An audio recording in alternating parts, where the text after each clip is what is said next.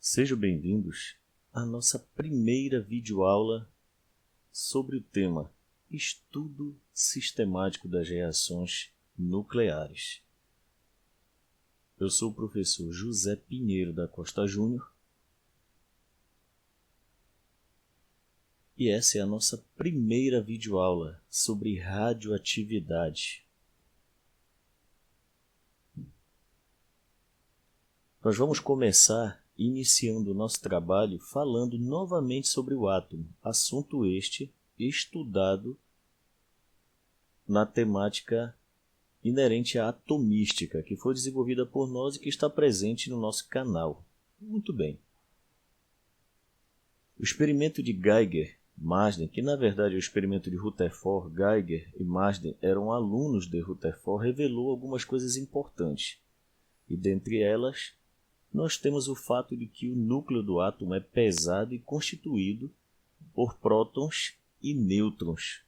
Os prótons e os nêutrons são chamados de núcleons e constituem o que nós chamamos de número de massa. E só fazendo um lembrete, número de massa não é massa atômica. Foi passado naquele momento um vídeo muito bom, uma simulação sobre o experimento de Geiger-Marsden, Rutherford, e nós vamos reapresentar este vídeo agora. Ele tem mais ou menos a duração de 69 segundos.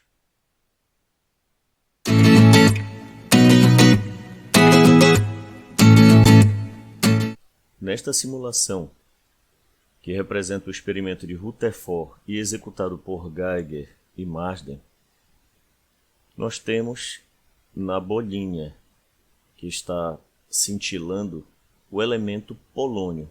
Bem, esse elemento polônio é colocado dentro de um cubo e esse cubo perfurado emite a radiação alfa, que apresenta 2 prótons. E é um átomo de hélio com 2 elétrons a menos. Tecnicamente falando, é um íon de hélio. As partículas atravessam a lâmina de ouro, como se na verdade o ouro fosse cheio de espaços vazios, e que de fato é confirmado experimentalmente.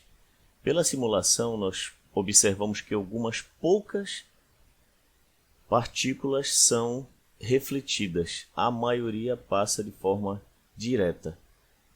E isso confirma que na matéria existem muitos espaços vazios. Bom, passado o vídeo, vamos continuar. E nós vamos começar a falar agora sobre as reações nucleares. Claro que é um nível bem mais ameno, isso aqui é um assunto extremamente complexo e que nós vamos tentar ser o mais pedagógicos possível. Vamos lá. As reações nucleares, elas são fenômenos que alteram, e isso tem que ficar bem claro, a constituição dos núcleos atômicos, ou seja, aquela quantidade de prótons e nêutrons. Tais reações acontecem quando há uma mudança no número de prótons e no número de nêutrons, ou seja, nessa proporção entre prótons e nêutrons. Quero lembrar para vocês que o núcleo ele é uma região, tecnicamente falando, instável e ao mesmo tempo muito instável. Existe uma grande força nuclear que faz com que os prótons permaneçam naquela região, apesar deles serem positivos. Mas, devido a essa desproporção entre prótons e nêutrons, pode ocorrer de repente, essa repulsão ser tão grande que ele comece a ter processos de fissão ou ruptura. Então, quando a reação nuclear ocorre com alteração do número de prótons do núcleo, ela é denominada transmutação. Se mudar o número de prótons, o elemento químico já não é mais o mesmo elemento químico, ele passa a ser um outro elemento químico. Um exemplo aqui que nós temos é essa transmutação do zinco 5730 para o cobre 5629. Só quero lembrar uma coisa, que vou comentar logo antecipando.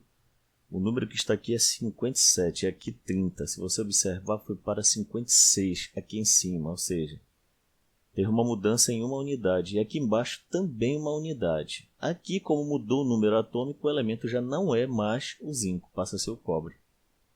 E aí, qual que é a partícula que vai ser emitida? Olha, é um próton.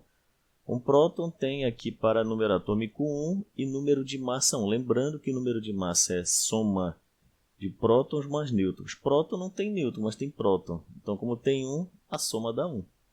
E se você observar 1 mais 56 dá 57, 1 mais 29 dá 30. Ou seja, existe conservação tanto embaixo de carga quanto em cima de número de massa.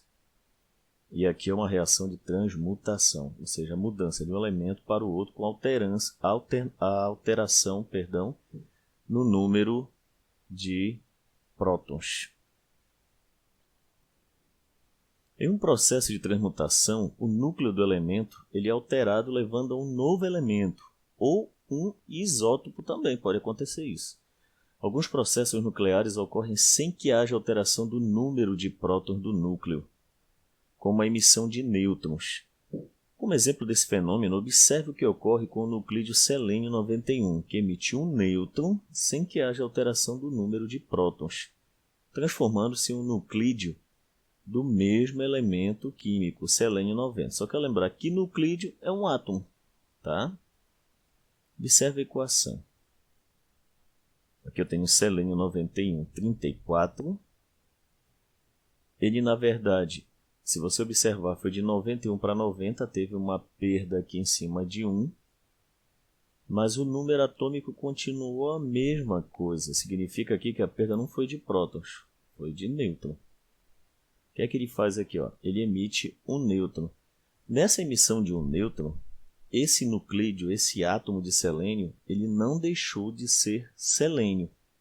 E aqui nós temos dois isótopos. Aqui não houve tecnicamente uma transmutação, tá?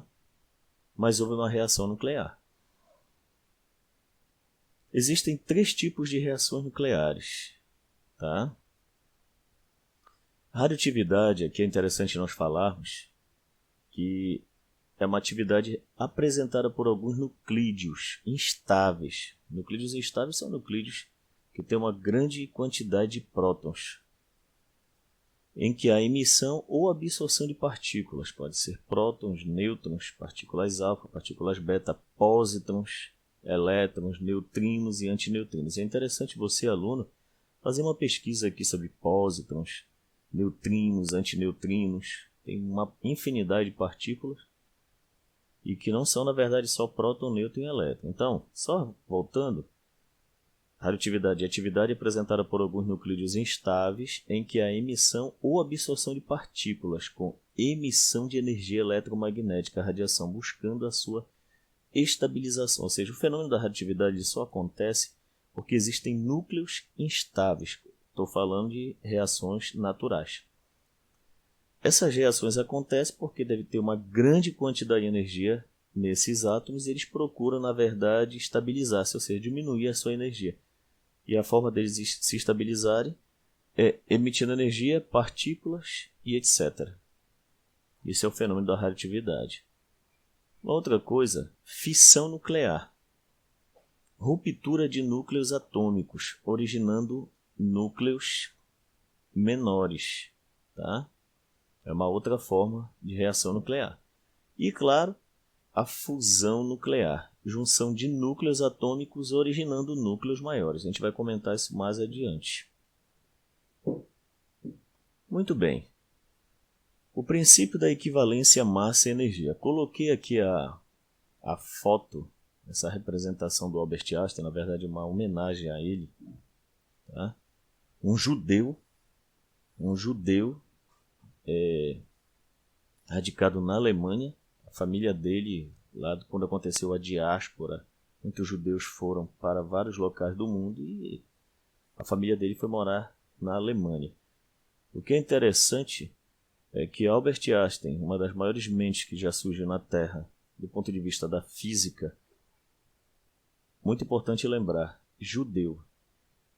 E esse homem ele contribuiu muito na questão da formação da mecânica quântica, da relatividade e desses processos inerentes às descobertas da radioatividade. Em 1905, Albert Einstein publicou em um artigo a expressão. Aliás, essa equação aqui ela é famosíssima. Energia pode ser convertida em massa, massa e energia e vice-versa. Na verdade, existe uma equivalência entre massa e energia e massa. A constante de proporcionalidade aqui pode ser a velocidade da luz, e essa velocidade da luz ela está elevada ao quadrado. Muito bem.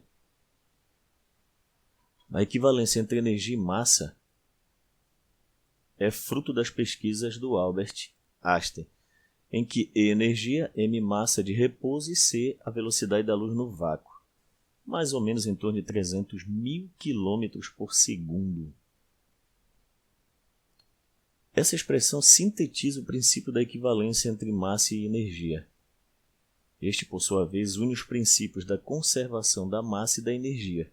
Nós até estudamos, quando a gente está no segundo ano, final do primeiro ano, a questão das grandezas químicas e a estequiometria. Tem até uma relação muito interessante colocada por Lavoisier, que é o princípio da conservação da massa, mas de longe não é comparado a isto aqui. Isto aqui não é uma equação tão simples, apesar de que o resultado dela aqui, a aplicação dela é simples.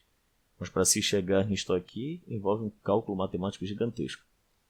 Por esse princípio, para toda massa existe uma energia associada equivalente e vice-versa. Ou seja, a massa de um sistema pode ser convertida em energia e vice-versa. A massa de 1 kg, por exemplo, possui uma energia associada equivalente, olha só, 1 kg de massa de uma matéria qualquer está associado ao valor de 9 vezes 10 elevado à sexta